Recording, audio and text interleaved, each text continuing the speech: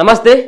ఏడాది కాలంగా ఎదురు చూస్తున్నటువంటి రైతు భరోసా ప్రభుత్వం ఇచ్చినటువంటి హామీ మేనిఫెస్టోలో పెట్టినటువంటి ప్రధానమైనటువంటి అంశం.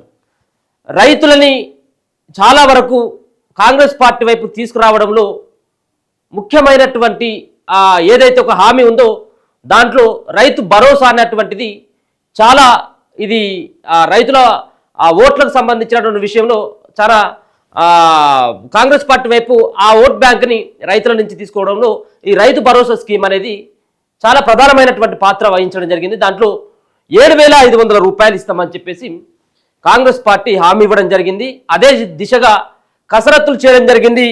మొన్నటి వరకు బట్టి విక్రమార్క ఎవరైతే ఉన్నారో ఉప ముఖ్యమంత్రి, ఆయన నేతృత్వంలో ఒక సబ్ కమిటీ, దాంట్లో శ్రీధర్ బాబు కావచ్చు మంత్రి, అలాగే పొంగులేటి శ్రీనివాసరెడ్డి, వీళ్ళందరూ దాదాపుగా ఏడాది కాలంగా రైతు భరోసా విధి విధానాలు ఏ విధంగా ఉండాలి, రైతు భరోసాని మేనిఫెస్టోలో 15,000 రూపాయలు ఇస్తామని చెప్పిండు సంవత్సర కాలానికి.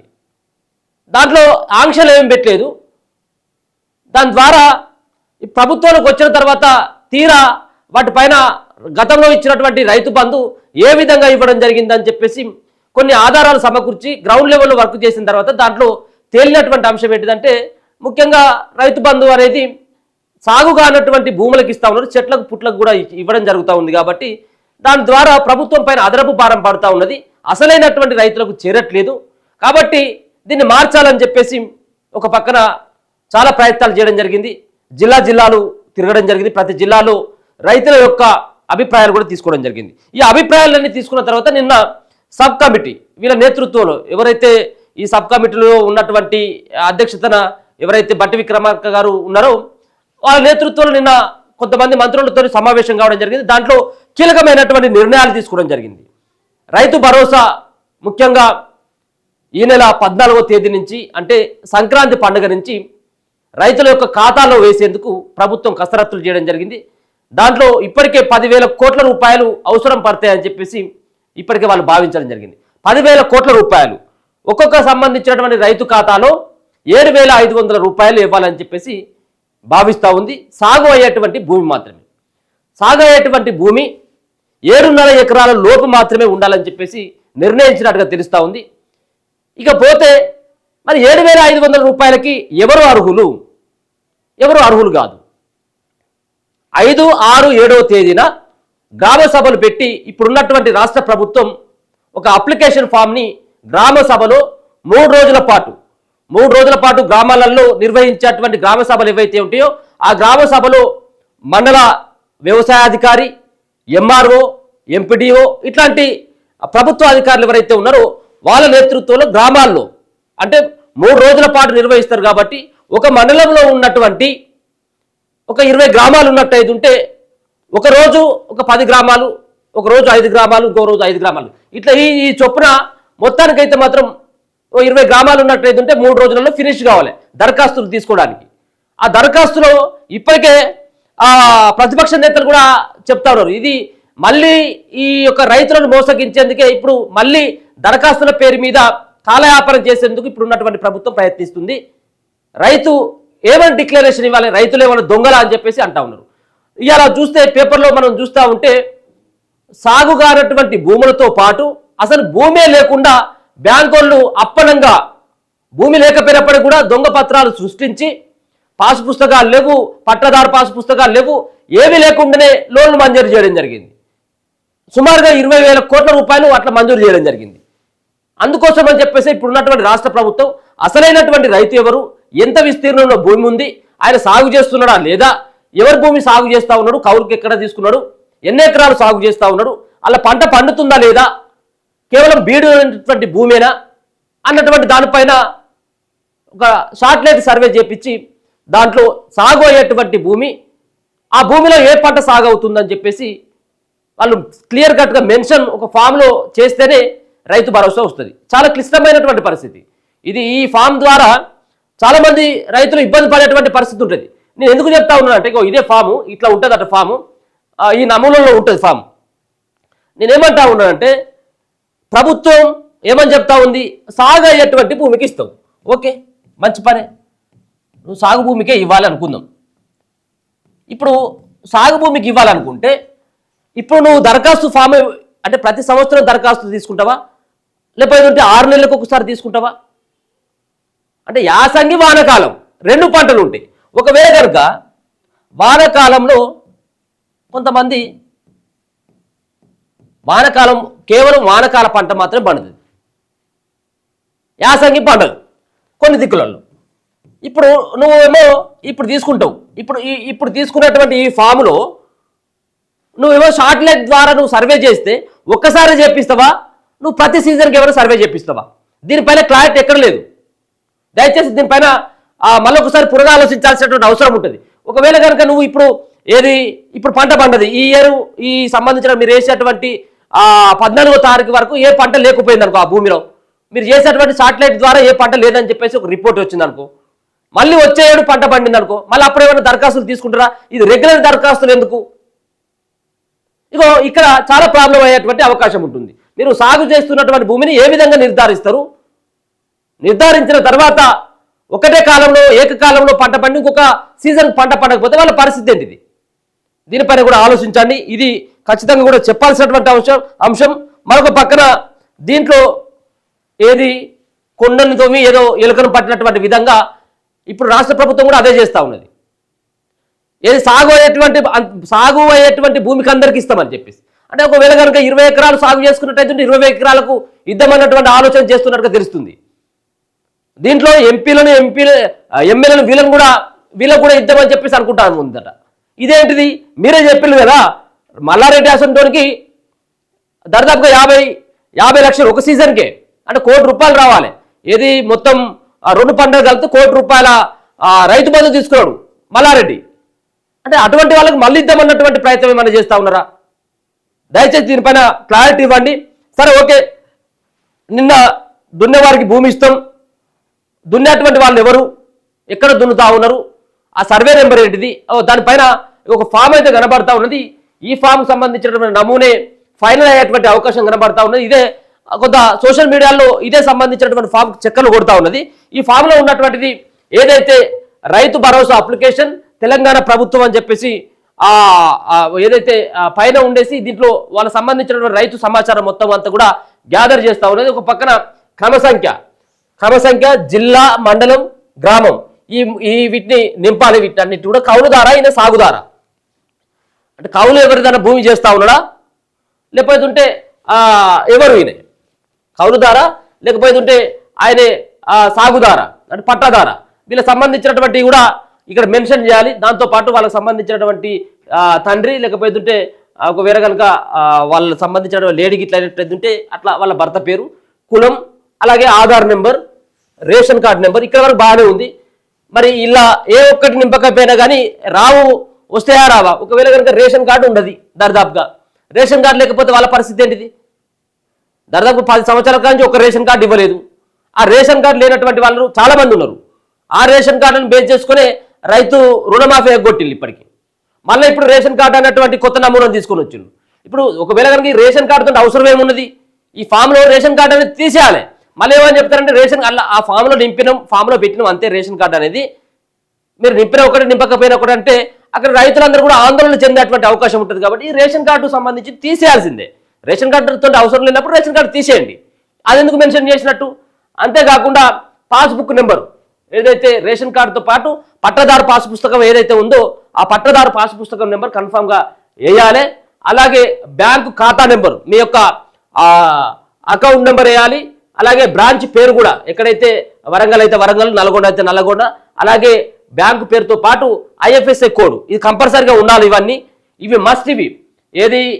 రేషన్ కార్డు నెంబరు, బ్యాంకు ఖాతా నెంబరు, రేషన్ కార్డు ఉంటే ఒకవేళ కనుక రేషన్ కార్డు అలా మెన్షన్ చేసినట్టు అయితే ఉంటే కన్ఫామ్గా ఉన్నదని చెప్పేసి రాయండి, లేకపోతే లేదు మాకు రాలేదని చెప్పేసి కూడా మీరు ఫిల్ చేయండి. అంతేకాకుండా బ్యాంక్ ఖాతా నెంబరు, బ్రాంచ్ పేరు, IFSI, ఎందుకంటే నేరుగా డబ్బులు చేతికి రావు కాబట్టి ఈ బ్యాంకులోనే పడతాయి. కాబట్టి ఈ నెంబర్లన్నీ కూడా బ్యాంకు పేరుతో పాటు బ్యాంకు ఖాతా నెంబరు, బ్రాంచ్ పేరుతో పాటు IFSI కోడ్ కూడా కన్ఫామ్గా ఉండాలి. అట్లయితేనే బ్యాంకులో పడతాయి. కాబట్టి ఇది ఖచ్చితంగా కూడా రైతులు గమనించాలి. బ్యాంకు విషయానికి బ్యాంకుకు సంబంధించినటువంటి వివరాలు అడిగినప్పుడు కన్ఫామ్గా ఆ ఫామ్లో ఫిల్ చేయాల్సినటువంటి అవసరం ఉంటుంది. కౌలుదారు, సాగుదారునికి సంబంధించినటువంటి వాళ్ళ యొక్క మొబైల్ నెంబర్ కూడా ఎంటర్ చేయాల్సినటువంటి అవసరం ఉంటుంది. అలాగే భూ యజమాని పేరు, ఒకవేళ కనుక మీరు సాగు చేసినట్టు ఉంటే ఆ భూ యజమాని ఎవరి పేరు మీద ఉన్నది, ఒకవేళ కనుక నిజంగా నేనే రైతును, నేనే యజమాని, నేనే సాగు చేసుకుంటున్నప్పుడు నువ్వు అక్కడ నీ పేరు, భూ యజమాని పేరు, వాళ్ళకి సంబంధించిన వివరాలు, వాళ్ళతో పాటు భూ యజమాని నెంబరు, భూ యజమాని ప్రస్తుతం సంబంధించినటువంటి చిరునామా. అంటే ఇక్కడ ఒక పక్కన కౌలుదారు అయితేనేమో కౌలుదారుకు సంబంధించినటువంటి కాలం పైన ఉంటుంది కాబట్టి కౌలుదారు, అలాగే సాగుదారుని పేరు. అంటే కౌలుదారు సంబంధించినటువంటి విషయానికి వచ్చినట్టయితే ఎవరైతే కౌలు చేస్తూ ఉన్నాడో ఆ కౌలుకు సంబంధించినటువంటి కిందికి వచ్చిన తర్వాత ఆ పైనేమో కౌలుదారుని పేరు, కిందనేమో భూ యజమాని పేరు. ఎందుకంటే ప్రభుత్వం ఏమనుకుంటా ఉన్నది, మేము కౌలుదారులకు కూడా పైసలు ఇస్తామని చెప్పేసి అంటా ఉంది కాబట్టి కౌలుదారులకు సైతం కూడా మేము 15,000 రూపాయలు ఇస్తామని చెప్పేసి ఏదైతే చెప్పిందో దాంతో పాటు ఈ సంబంధించిన వివరాలను కూడా సేకరించినట్టయితే ఈజీగా ఉంటుంది కౌలుదారులని ఎవరు గుర్తించాలన్నటువంటి దానిపైన. కానీ ఒకవేళ కనుక కౌలు చేస్తున్నప్పుడు భూ యజమాని సంబంధించినటువంటి వివరాలు ఇస్తాడా, ఇది క్వశ్చన్ మార్క్. ఇది నాకే రావాలి కదా అన్నటువంటి ఆలోచన కూడా చేస్తాడు. కాబట్టి ఆ భూ యజమాని ఎవరైతే ఉన్నారో కౌలుదారునికి ఆ భూ యజమాని వాళ్ళ పత్రాలు లేకపోతే వివరాలు ఇచ్చేయడానికి కొంత వెనుకంజ వేస్తాడు. కొంత చూసి అది మళ్ళీ ప్రభుత్వం మరి ఏ దిశగా మళ్ళీ ఇంకొక ఫామ్ ఇస్తుందా, ఎట్లా గుర్తుపడుతుంది అనేది కూడా చూడాలి. దాని తర్వాత సర్వే నెంబరు, సర్వే నెంబర్ సంబంధించినటువంటి ఏదైతే మీ పట్టదారు పాస్ పుస్తకంలో ఉంటుంది సర్వే నెంబర్ కూడా. సర్వే నెంబర్తో పాటు ఎంత విస్తీర్ణం అంటే ఒక పక్కన 7.5 ఎకరాల వరకే కట్ ఆఫ్ పెట్టినట్టు ఉంటే దాంట్లో 7.5 ఎకరాలలో ఎంత సాగు అవుతుంది అది కూడా వివరాలు తీసుకుంటున్నారట. ఎంత సాగు అవుతుంది, ఒకవేళ కనుక ఆ 7.5 ఎకరాల భూమి పట్టదారు పాస్ పుస్తకాలు ఉన్నంత మాత్రాన 7.5 ఎకరాలకు రావాలన్నటువంటిది ఏది లేదు. ఆ 7.5 ఎకరాలలో మీరు ఎంత సాగు చేస్తున్నారు, 2 ఎకరాలు సాగు చేస్తున్నారా, 4 ఎకరాలు సాగు చేస్తున్నారా? కేవలం మీరు సాగు చేసినటువంటి భూమికి మాత్రమే అవి పైసలు వస్తాయి. భూమి ఉన్నంత మాత్రం పైసలు వస్తాయా, సాగు చేయకుండా పక్కకున్నదంటే అది కాదు. కేవలం సాగు చేస్తేనే వచ్చేటువంటిది. అలాగే భూ యజమాని స్థితి, ఈయన చిన్న సన్న పెద్ద రైతు అనేది అక్కడ మెన్షన్ చేయాలి. ఇక అదనపు సమాచారం ఉన్నట్లయితే ఇక్కడ మెన్షన్ చేయాలి. భూమి లేని కౌలుదార, సాగుదార వీళ్ళ సంతకం ఇది తీసుకోవాలి. అలాగే పట్టదారు అయితే ఆ పట్టదారు సంబంధించినటువంటి సంతకాన్ని కూడా ఇక్కడ పెట్టి ఇది మేము ధృవీకరిస్తున్నాం, ఇది మేము నిజమైన చెప్పేసి నేను ఈ ఫామ్ ద్వారా ప్రభుత్వానికి తెలియజేస్తున్నా అని చెప్పేసి డిక్లరేషన్ ఇవ్వాల్సినటువంటి పరిస్థితి ఉంటుంది. ఈ ఫామ్ని ఫిల్ చేస్తేనే రైతు భరోసాకి మీరు అందరూ అర్హులు. ఒకవేళ కనుక ఈ 5వ తారీఖు, 6, 7 ఈ 3 తేదీల్లో ఒకవేళ మీరు ఇవ్వనట్టయితే ఉంటే మీకు సంబంధించినటువంటి వివరాలు పొందుపరిచి ఈ ఫామ్ను నింపి ఆ సంబంధిత అధికారులకు గ్రామ సభలో ఇవ్వనట్టయితే ఉంటే మీరు అనర్హులో తేలిపోతారు. కాబట్టి కన్ఫామ్గా ఇచ్చేటువంటి ప్రయత్నం చేయండి. 5, 6, 7వ తారీఖు లోపట్ల ఇవి మళ్ళీ ఒకసారి ప్రభుత్వానికి చేరవేయాల్సినటువంటి అవసరం ఉంటుంది.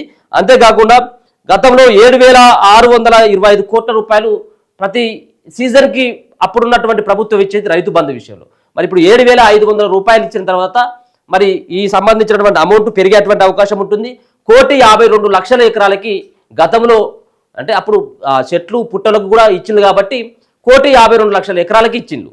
1,52,00,000 ఎకరాలకి దరిదాపుగా 69 లక్షల మందికి 69 లక్షల మంది రైతులకి 1,50,00,000 ఎకరాలకి 7,625 కోట్ల రూపాయలను ప్రభుత్వం ఒక సీజన్కి ఇచ్చేది. ఇప్పుడు మరి ఈ 1,52,00,000 ఎకరాలకి కాకుండా 1,20,00,000 ఎకరాలు సాగవుతుందన్నట్టుగా ప్రభుత్వం ఇప్పటికే వాళ్ళ దగ్గర సమాచారం ఉంది. కాబట్టి ఇంకొక 40 లక్షల ఎకరాలు ఏవైతే ఉన్నాయో 40 లక్షల ఎకరాలని ఇవి సాగుకు పనికిరానటువంటి భూమికి గత ప్రభుత్వం ఇచ్చిందని చెప్పేసి ఇప్పుడు ఉన్నటువంటి ప్రభుత్వ పెద్దలు గుర్తించడం జరిగింది. కాబట్టి వాటిని పక్కకు పెట్టేసి సాగయ్యేటువంటి 1,20,00,000 ఎకరాలకి మరి రైతులకి ఇవ్వాలని చెప్పేసి ఇప్పుడైతే ప్రభుత్వం ప్రయత్నాలు చేస్తూ ఉంది. 5, 6, 7 ఈ 3 రోజుల తర్వాత ఈ 3 రోజులు మీరు దరఖాస్తు ఫారంలు తీసుకుంటే 14వ తేదీన అంటే దరిదాపుగా మీరు ఫామ్లు తీసుకున్న తర్వాత కేవలం ఒక వారం రోజుల టైం మాత్రమే ఉన్నది. మరి ఎప్పుడు మీరు ఆ సిస్టంలో ఎంటర్ చేయాలి, ఎప్పుడు ఇది సాగవుతున్నటువంటి భూమి అని మీరు ఎప్పుడు గుర్తించాలి? మీరు కేవలం నాకైతే అనిపిస్తూ ఉంది ఇదంతా కూడా దోకేబాజీ ముచ్చటే అనిపిస్తూ ఉంది నాకైతే. ఇదంతా కూడా ఇప్పట్లో అయ్యేటట్టుగా కనబడతలేదు. రేపు మళ్ళీ ఏదైతే క్యాబినెట్ కమిటీలో దీనికి సంబంధించినటువంటి ఒక స్పష్టమైనటువంటి ఆదేశాలని గైడ్లైన్స్ని కూడా రేపు ప్రభుత్వం విడుదల చేసేటువంటి అవకాశం కనబడతా ఉంది. సరే ఏదేమైనప్పటికీ కూడా సంక్రాంతి కానుక అని చెప్పేసి చెప్తా ఉన్నాం. కానీ సంక్రాంతికి కూడా మనము అనుకోవచ్చు 7 రోజులలో అన్ని దరఖాస్తులు రాష్ట్ర వ్యాప్తంగా ఉన్నటువంటి రైతులందరూ కూడా వాళ్ళకు సంబంధించినటువంటి డేటాని సిస్టంలో ఎంటర్ చేయాలంటే దాదాపుగా నెల 15 రోజుల టైం పడుతుంది. దాంతోపాటు కేవలం దరఖాస్తుల ఆధారంగానే వీళ్ళు సిస్టంలో అప్లోడ్ చేస్తారా అంటే అది కూడా కాదు కదా. ఇప్పుడు శాటిలైట్ మ్యాప్ అంటున్నారు. మరి ఈ శాటిలైట్ మ్యాప్ ఏమని చూపెడుతుంది? పంట వేసినటువంటి భూములకే అని చెప్పేసి అంటుంది. మరి పంట వేసినటువంటి భూములు ఇప్పుడు రావు. మొన్న వర్షాలకు పంటలు పండింది, ఇప్పుడు వచ్చేటువంటిది ఈ కాలంలో ఎండలకు ఎండిపోతాయి కాబట్టి కొన్ని ఆ పంటలను వేయరు రైతులు. అట్లాంటప్పుడు మరి ఏ విధంగా వాళ్ళని గుర్తిస్తారు? మరి శాటిలైట్ మ్యాప్ ఎప్పుడు తీసుకుంటారు? ఎవరి ఆధ్వర్యంలో తీసుకుంటారు? ఎవరు దానికి సంబంధించిన శాటిలైట్ సర్వే ఎవరు చేస్తారు? ఎన్ని రోజుల పాటు సర్వే చేస్తారు అనేది ఇప్పటి వరకు కూడా విధి విధానాలు అయితే మాత్రం ప్రభుత్వం రూపొందించలేదు. కేవలం ఒక ఫామ్ ఇచ్చి ఈ ఫామ్లో రైతులకు సంబంధించినటువంటి వివరాలు, వాళ్ళ ఎంత విస్తీర్ణంలో సాగవుతుంది వీళ్ళే రాయాలి, రైతులే రాయాలి. ఎన్ని ఎకరాల విస్తీర్ణంలో సాగవుతుంది, మీ సర్వే నెంబర్ ఏంటి, పట్టాదారు పాసు పుస్తకం నెంబర్ ఎంత, మీరు కౌలుదారా పట్టాదారా అని చెప్పేసి ఇటువంటి వివరాలు తీసుకొని మరి వేస్తామని చెప్పేసి అంటా ఉన్నారు. కానీ వీటన్నిటి కూడా వివరాలను తీసుకొని కంప్యూటర్లో నమోదు చేసిన తర్వాత ఈ ప్రాసెస్ అంతా అవుతుంది. ఈ ప్రాసెస్ కావాలనేది ఉంటే మళ్ళీ ఉగాది వస్తుందో లేకపోతే ఇంకా అంతకంటే ఇంకెక్కువ కూడా పట్టేటువంటి అవకాశం ఉంటుంది. ఇప్పటికే ఒక దఫా రైతులందరూ కూడా నష్టపోయిన్లు, వాళ్ళకి రాలేదు. కానీ మరి ఇప్పుడైనా కానీ సంక్రాంతికి వస్తుందని చెప్పేసి ఏదో ఆశలు అయితే మాత్రం పుట్టిస్తూ ఉంది ఇప్పుడున్నటువంటి రాష్ట్ర ప్రభుత్వం. మరి కేవలం ఎన్నికల డ్రామాలు గిట్లనా అంటే సంక్రాంతి తర్వాత మేము ఎన్నికలు పెట్టేటువంటి అవకాశం ఉంటుందని చెప్పేసి ప్రభుత్వ పెద్దల నుంచి కొంత అందుతున్నటువంటి సమాచారం. మరి ఎన్నికల స్టంట్ల కోసం ఇట్లా ఏమైనా చేస్తా ఉన్నారా? దరఖాస్తులు ఏమైనా తీసుకొని అది పక్కకు పెట్టేసి ఎన్నికలు అయిపోయిన తర్వాత మళ్ళీ ఇంకేమైనా చేద్దామని అనుకుంటా ఉన్నారా? తెలియదు. కానీ ఏదేమైనప్పుడు కూడా సరే మనం అయితే మన ప్రయత్నం అయితే చేయాలి. ప్రభుత్వం ఒకవేళ కనుక ఇది కూడా మనం ఇది దొంగ ముచ్చట వాళ్ళు మళ్ళీ ఏదో దీన్ని దాటవేసేటువంటి ప్రయత్నం చేస్తూ ఉన్నందుకు చేస్తాను కావచ్చు అని చెప్పి మనం ఊహించుకొని ఆ ఫామ్ను కనుక నింపనట్టు అయితే ఉంటే ఉన్నది పోతుంది, ఉంచుకునేది పోతుంది. కాబట్టి కన్ఫామ్గా ప్రభుత్వం సంబంధించినటువంటి ఇచ్చేటువంటి గైడ్లైన్స్ ఏవైతే ఉంటాయో ఈ ఫామ్ ఏదైతే ఉంటుందో 5, 6, 7వ తేదీన గ్రామ సభలు పెట్టి ఏదైతే ఫామ్ అయితే నింపమని చెప్పేసి అంటారో మన బాధ్యతగా వాటిని నింపియాల్సినటువంటి బాధ్యత మన మీద ఉంటుంది.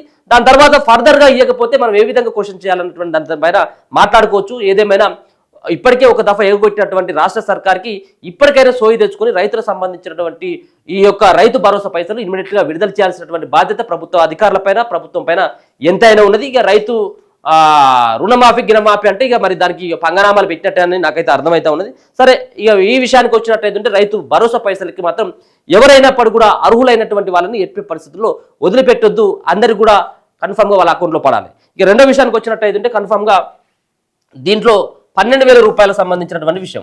12,000 ఎవరికి ఇస్తామన్నావు? ఎవరు? రైతు కూలీలకు, కౌలు రైతులకు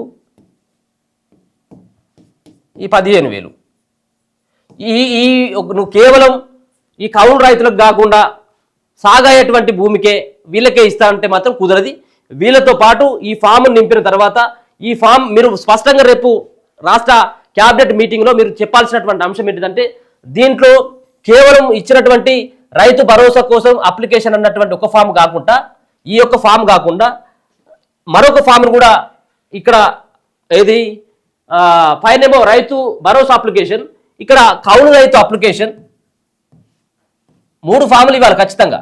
కౌలు రైతుల కోసం అప్లికేషన్, దాని తర్వాత రైతు కూలీల కోసం అప్లికేషన్. ఈ అప్లికేషన్ కనుక మీరు తీసుకుంటేనే మేము పైన ఏమైనా నమ్మకం ఉంటుంది వీళ్ళకి పైసలు వస్తాయని. మరి కేవలం రైతు భరోసా అప్లికేషన్ అని చెప్పేసి ఒకటే ఫామ్ తీసుకున్నట్టయితే ఇబ్బంది అవుతుంది. ఏ ఫామ్ ఆ ఫామ్ ఇండివిజువల్గా తీసుకున్నట్టయితే మీకు కొంత అర్థమవుతుంది. అంటే వేరుగా కౌలు రైతులై ఒక గ్రామంలో కౌలు రైతులకు ఇంతమంది ఉన్నారు అని చెప్పేసి మీరు నిర్ధారించుకోవడానికి ఒక వీలు ఉంటుంది. కానీ అన్నిటినీ తీసుకొని వచ్చి ఇదే రైతు భరోసా అప్లికేషన్లో పెట్టినట్టయితే ఉంటే ఇదంతా కూడా ఇబ్బంది అయ్యేటువంటి అవకాశం ఉంటుంది. సో చూద్దాం మరి 3 ఫామ్లు ఇస్తారా ఒకటే ఫామ్ ఉంటుంది అనేది కూడా ఇంకా క్లారిటీ లేనప్పటికీ కూడా ఈ ఫామ్ మాత్రం కనబడతా ఉంది స్పష్టంగా. దీంట్లోనే అవన్నీ నింపాల్సి వస్తుంది. రేషన్ కార్డు నెంబరు, కౌలు రైతు అయితే కౌలు రైతు, సాగుదారుడు అయితే సాగుదారుడు, అలాగే ఆ బ్యాంకుకు సంబంధించినటువంటి వివరాలు, వాళ్ళ కుటుంబానికి సంబంధించినటువంటి వివరాలు, ఆ భూమికి సంబంధించినటువంటి విస్తీర్ణం, ఆ విస్తీర్ణంలో ఏ పంట పండుతుందని చెప్పేసి కూడా పూర్తి వివరాలను ఈ ఫామ్ ద్వారా మీరు ఆ ఫామ్లో నింపి ప్రభుత్వ అధికారులకి అందజేయాల్సినటువంటి పరిస్థితి ఉంటుంది. సో మీరైతే 5, 6, 7 తేదీలో మీకు సంబంధించినటువంటి గ్రామంలో ఉన్నటువంటి గ్రామ పంచాయతీ దగ్గర అప్లికేషన్స్ తీసుకుంటారట. అది రేపు ఎల్లుండో ఇంకా పూర్తిగా చెప్పేటువంటి అవకాశం ఉంటుంది. కాబట్టి ఒకవేళ కనుక ప్రభుత్వం 5, 6, 7 తేదీలో మీరు పోయి ఇవ్వాలని చెప్పేసి అన్నప్పుడు కన్ఫామ్గా ఇవ్వాల్సినటువంటి బాధ్యత మీ మీద ఉన్నది. మీరు ఖచ్చితంగా ఇస్తేనే ఈ యొక్క రైతు భరోసా పైసలు మీ అకౌంట్లో పడతాయి. చూస్తూనే ఉండండి మన తొలి.